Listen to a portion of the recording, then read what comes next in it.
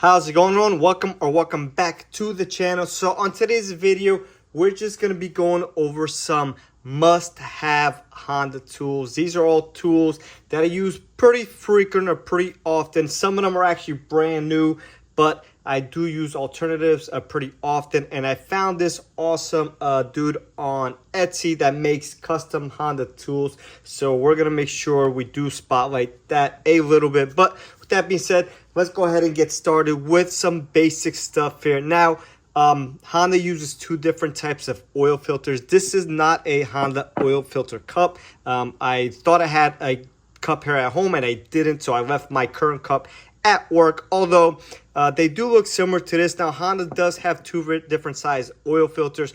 90% of them, 99% of them actually, are probably going to be the smaller size, and that goes on all Honda engines, with the exception of the S2000, so the F20C, F22C, they use a larger oil filter. So they'll both look very similar to this, and this is a great tool to have. Another alternative to use if you don't want to buy the Honda specialty tools is oil filter pliers or big channel locks. Those also work great as well. So again, I'll have the part numbers for both oil filter options either in the background somewhere or in the description section down below. So Honda does have their own trays for oil filter diverters, deflectors, whatever you want to call them, although they are pricey and there is a couple different variations. I found that this one, which is basically a form it yourself type of a funnel, works very good. I got it off of Amazon. I'll make sure I have the link to that in the comment section down below. And this works great to make sure you are as clean as possible. You don't get oil all over your subframe or whatever the case may be. Cardboard also works very well, except I like using this. It's obviously been used a lot, but works great. I use it specifically on the J30AC and the J35Y8, which is the new dual overhead cam J series engines from Honda. So moving along here, this is the C reader from launch, and this is a Honda Acura specific tool.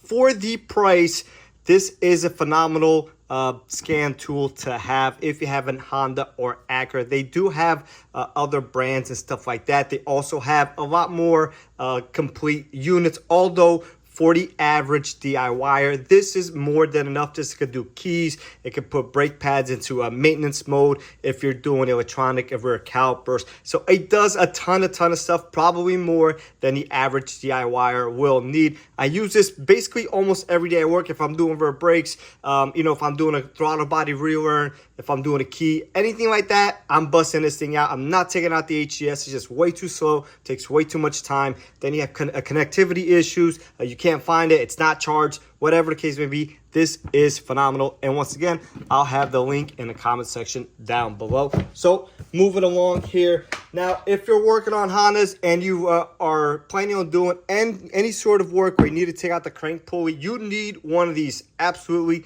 hands down. These are both 19 millimeters, although they also sell them in 17 millimeters. These are weighted sockets. These are probably double or triple the weight of a standard 19 millimeter socket. So this was the first one I bought, and it's not really as heavy as this one. This one works way better, and also this is better in size. This sometimes gets in the way. We can see here it's been scuffing at some rails and stuff like that. So this one does work way better, and I'll get the part number to this one. And again, make sure I do have it in the comment section down below. I'll also have the one for the 17 millimeters. So the older D series, probably not going to be too many of those around.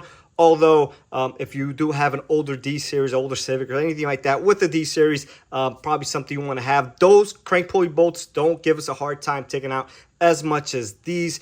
These sometimes could be super stubborn. And again, if you've done a time belt or removed any crank pulley on a Honda with a 19 millimeter bolt, you know that these are way too stubborn for no reason, and definitely a must-have in my opinion. You don't want to be caught out there and not having the right tool for the right job and just completely ruin your day because you did not have a weighted socket. So moving along here. So this is a ball joint separator. Originally, I had purchased the Honda one and somebody broke it, didn't tell me. You know, it's very expensive. So this one here is from a gear wrench. It does not work as well as the Honda tool, although it is definitely a great option for probably a fraction of the price. And as you can see, there is some usage on it. Most recently, I used it to take out a ball joint from a Civic Type R, and it did work great. Those do have aluminum arms. You don't want to be smacking those things with a hammer and deforming it or anything of that nature. So again, this does work great and also has some adjustability. The Honda one does kind of have a groove in here. Comes with a nut so you don't damage the threads, and kind of keeps everything in there. So that's like the one downfall with this one. And also, this isn't too wide. So it does get tricky on some applications, but from Gear Wrench, great tool to have and definitely a must-have if you're planning on doing any suspension work of that nature. This here is a tool for seatbelts on some of the Hondas out there. So if you are working on some of these cars, I think like the Pilots, Odysseys and stuff like that, the seatbelt is actually attached to the seat, and you need to have this tool to remove that. If not, when you take out the seat, then the seatbelt's going to be attached to it. So this tool is great to have. Not sure if you could tell the part number here, but once again, I'll have all these in the comment section down below, and you could probably get most of these off of Amazon or eBay or anything of that nature. Going back to rear brakes, this is a Cube. This thing is probably like 20 years old, and a couple of them are actually broken, and I've been using this one most recently. Again, kind of starting to phase out at this point. And this one, I believe, is from like AutoZone. This is probably made by like Lyle or something like that. But the older calipers were screw in, some of them, so you had to put this on, you have to screw them in and then align the notch with the brake pad. The brake pad actually has a stud on it too to make sure the caliper fits in that little groove of the notch into the groove of the pad. So very good to have and definitely a must have. You could also use like a big flathead or a big pry bar or something like that to turn the caliper in. But if they're old and kind of stubborn and they're starting to, kind of give you a hard time, this is definitely a must-have. Very affordable, very good to have in your toolbox if you do have a older Honda. Now, if you're doing any sort of timing work, this is most definitely a must-have. These are pins to keep the cam gears locked. And again, this is going to be for timing chain applications. You could probably use these on some of the old B series. I can't recall if the H series have holes for something to lock them in. Also, you can use some sort of like a drill bit or anything like that. Also does work great. A punch, just has to be something narrow enough to fit in a hole. And all it does is just hold the cam gears from turning left or right. So definitely a must have. I use this thing probably once or twice a week, unfortunately. Just using it way too much, way too often. But again, something that I need to have and something easily affordable, and just something you should have in your toolbox, especially if you're doing any sort of engine work. Now, O2 sockets.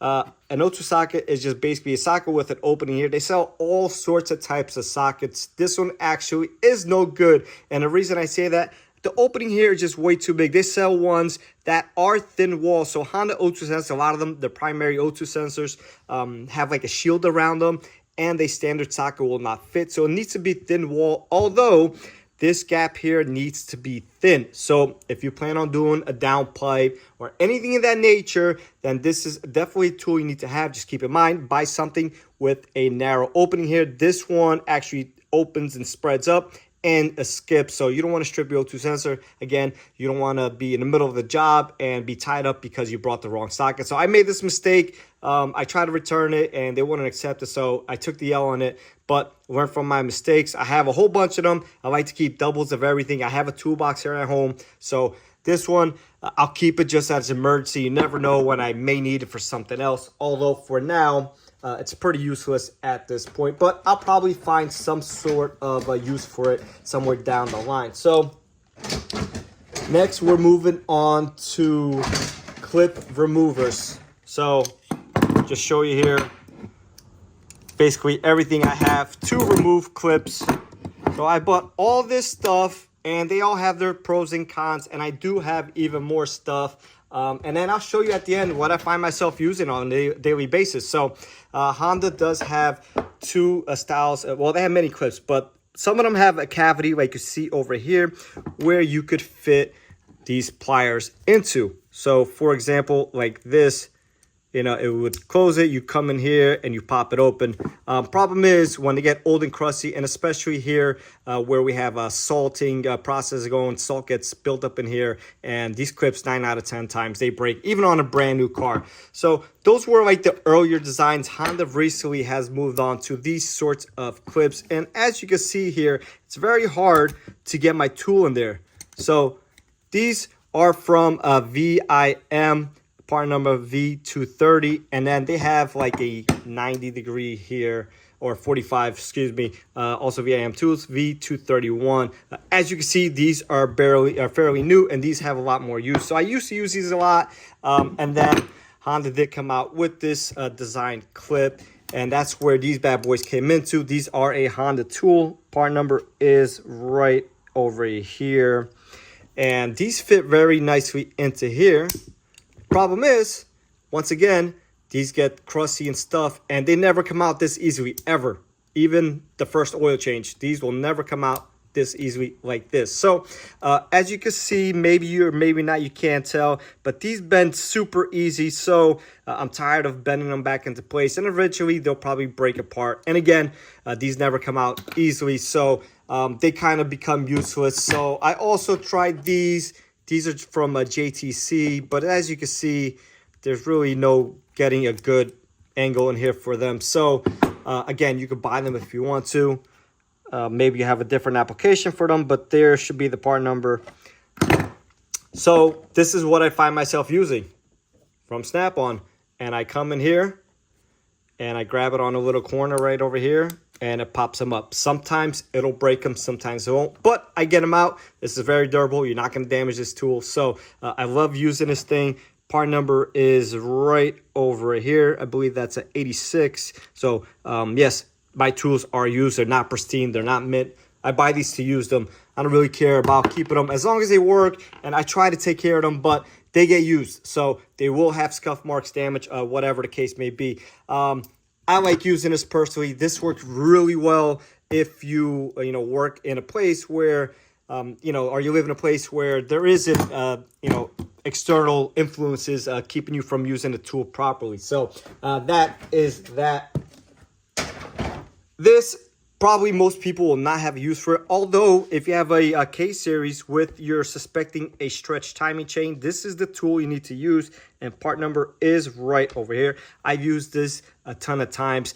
So basically, if this fits into the cavity in between the chain and the chain, what do you call it? The chain pan or face, the timing chain cover, and if it fits in there, you got an issue. If it doesn't fit in there, then you are good. I used to use this back in the day before, we, started learning the codes, and kind of like at some point you kind of just, use context clues and your past experiences to know, hey, this car's got a timing chain issue, it's stretch, But initially I did use this a lot. It does have two different sizes. I believe this size is for the K24W, and this is for the older K-series pre-Earth Dreams. Don't quote me on that, but pretty sure that's how it goes. You can see 2014 was the production date here of November. So something I did use a lot. But if you suspect you have a timing chain, you're not sure exactly, you want to check it, this is the tool that you need to use once again.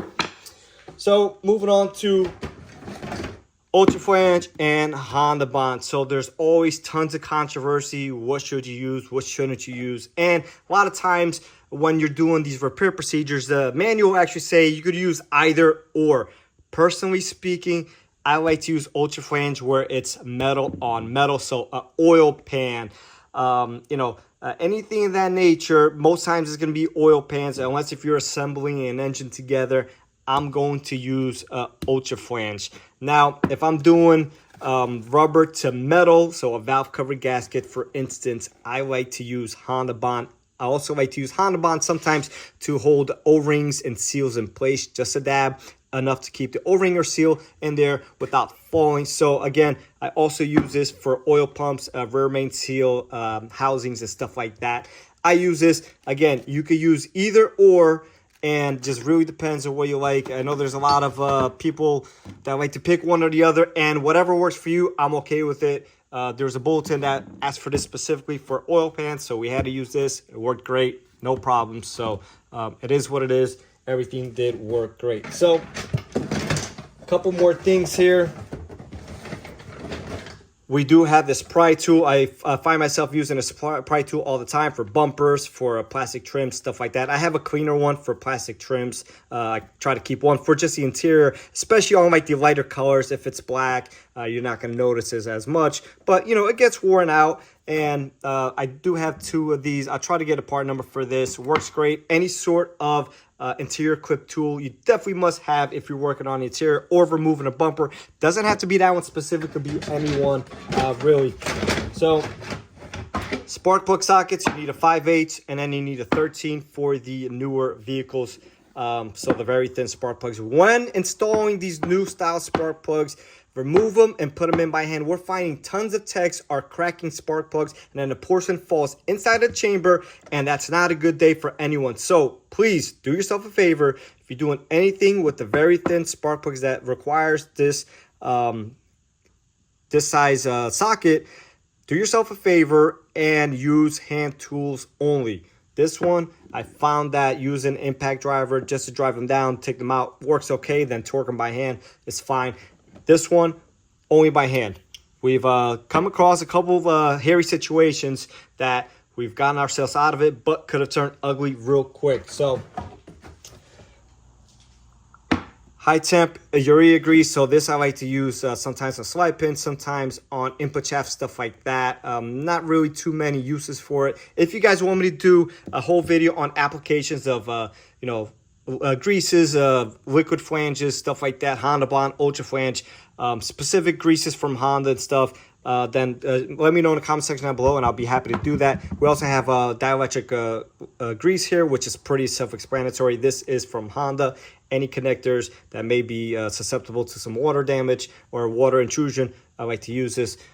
Works great. This stuff does get pretty pricey, but a lot of times we'll get it, you know, built out when needed on an RO, and obviously it lasts a while, so you're not going to be charging every customer for that stuff. So moving on to some stuff that I found on Etsy once again, and this stuff is from Envision Auto 3D. So you can see his logo right over here, and he recently made a Instagram page, and his stuff is absolutely awesome. So this is here a tray for the newer J series. So we do a ton of gaskets and valve covers and stuff like that. Anytime you pull off a valve cover, you're gonna want to use this just to make sure nothing falls in a runners. Now obviously you could make this out of cardboard and would have the same exact effect, although I saw him, I found him on Instagram, on Etsy, excuse me, and I got all happy. So I did order a whole bunch of stuff that I kind of already had you know, use for. I kind of had stuff already for it, although you know, again, I like to support especially those fellow Honda technicians. I believe he is a Honda tech. We had a small conversation, and this piece here is $26, and I'll have a link directly to his page on Etsy and his Instagram as well if you want to pick up any of the stuff that I am showing you right now. So we have this for the older J series. Is the same thing as that, just for the older J series. Again, when you take off the plenum, so you can see Honda V6 intake cover, cover this up. This also makes a nice area where you could keep some stuff in there, your bolts and stuff, so it doesn't go away. And as you can see, this is magnetic, so very cool. You don't have to lose your bolts or anything like that. I believe this one is also optional magnetic. I didn't get that option, but this one I did, because this is usually just taking out the upper manifold plenum and that's it. When you take out that one and doing injectors, you actually need to purchase these bad boys, because this is going to be your lower runner covers for the Earthstreams J series. So again, same idea. I do have these made out of cardboard, but these are going to be a lot more professional. I don't have to worry about getting oil them and then forming over time, making new ones, etc. So these are also phenomenal. These are $11 for the set, and this one here is $19 for the set. Lastly here, for the intake manifold port covers, this is for the 1.5T pretty self-explanatory here. And we're doing a ton of injectors. Definitely need to cover those ports, make sure nothing gets in there. Sometimes pulling them off, the O-rings go all over the place. So definitely want to cover those, make sure the O-rings aren't going inside the engine. If they go on the floor, that's fine. This is at $10, so very affordable stuff. This is all 3D printed stuff, so very great, very affordable. I contacted him about him making the Platinum Runners covers for the new J30AC and the J35Y8. He's going to consider it. He hasn't done any yet, although I've done plenty of intake manifolds on the J30AC. So something definitely I would buy and support. So hopefully he follows through with it. And of course, he's not obligated to anything, but go support him. Go show you know, your love for his stuff, and it's possible he might expand his you know, his lineup here. So this is a rear main seal driver, very good. I saw a promotional video you had on it. It works very great, phenomenal. I can't wait to use this stuff. I literally just got this stuff today, so this is $18. You're not going to worry about pinching a seal or anything like that, driving in too far. It has a stopper. Awesome stuff here from him. Same thing here. This is for the crank seals on the opposite end of the rear main seal. So for R18, K20, K24. Possible fits other applications as well. This one is $18 for that. Now, this here is for interior panels of, you know, like pilots, passports, and stuff like that. If you know the knobs I'm talking about, this is a socket for it. Usually I just use pliers, although this is a lot more professional and you won't have any marring signs or anything like that. Has a great knob here, so just enough for you to remove those and put them back in. This here is for your radiator drain plug. So this is going to fit right in there, and you can put a socket on it or a 3/8 drive ratchet here and break those loose. Then I recommend tighten these by hand. You don't want to over tighten these. This is $5 here, and this one right over here is also $5. So very affordable stuff once again. And last but not least here, if you're working on your own vehicle and you need to do any axle seal replacement, this is a complete kit for basically every Honda and Acura out there. Comes with all the different drivers, and this goes on the inside. So this is the insert for the seal, so you don't damage anything, and just works real good, or seems to work real good from his videos that he had. So I'm super excited to use all this stuff. And this one here is the most expensive one, this one being at $56. Still great price. And one bad seal could, you know, damage your weekend or your week or your project. So paying $56 for this is not a deal breaker at all, in my opinion. I'm going to use this multiple times. So for me, this was a must-have. All these here are a must-have for me, and I use all these tools all the time. So I know the video was a little bit long here, guys, but this is important stuff to have. Using the right tool definitely makes the job a ton easier. So I always like to have the most available tools possible to get the job done you know, correctly. And as long as I'm using a tool multiple times, or maybe even just once for you guys, for the audience out there, it may be worth it for you, especially this stuff here. A lot of it's very affordable. The most expensive piece we spoke about today is the code reader here, the scan tool. But again, if you have a Honda Acura, it's a must-have in my opinion. So that being said, hopefully you guys enjoyed the video, and I'll catch everyone on the next one.